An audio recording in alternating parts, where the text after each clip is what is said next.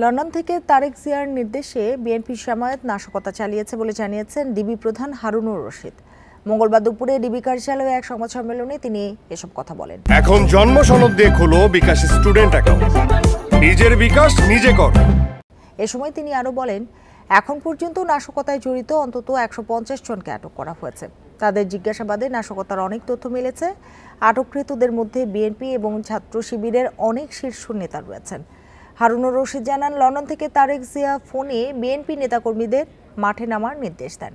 তার নির্দেশে বিভিন্ন রাষ্ট্রীয় ভবনে নাশকতা চালানো হয়। নাশকতায় জড়িত বাকিদের ধরতে অভিযান চালানো হচ্ছে বলে জানান ডিবি প্রধান।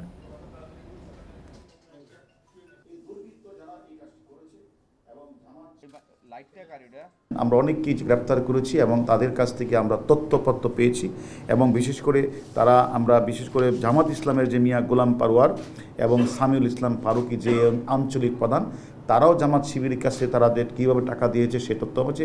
অনেককে আমরা গ্রেপ্তার করেছি এবং আমাদের ডিবির প্রত্যেকটা দিন তারা কাজ করছি।